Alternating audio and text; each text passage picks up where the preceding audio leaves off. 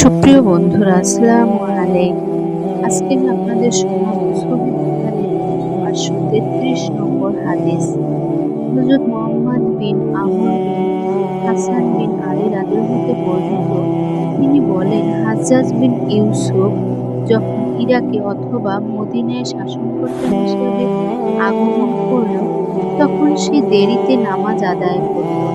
তাই আমরা হযরত জাবের বিন আব্দুল্লাহ রাদিয়াল্লাহুকে নামাজের অর্থ সম্পর্কে জিজ্ঞেস করলে তিনি বললেন, নবী করিম সাল্লাল্লাহু আলাইহি সাল্লাম যোহরের নামাজ হাজেরা অর্থাৎ কঠিন গরমের সময় কিছুটা বিলম্বে আদায় করতেন, আর আসরের নামাজ এমন সময় আদায় করতেন যখন সূর্য পরিষ্কার থাকত, তার রঙের কোনো পরিবর্তন ঘটত না, আর সূর্য অস্ত যাওয়ার পরপরই মাগরিবের নামাজ আদায় করতেন।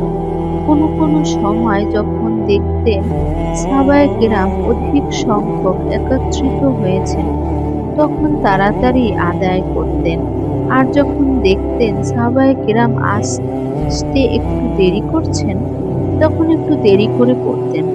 আর ফজরের নামাজ নবী করিম সাল্লাল্লাহু আলাইহি সাল্লাম অথবা সাহাবায়ে কেরাম কলস অন্ধকারে আদায় করতেন।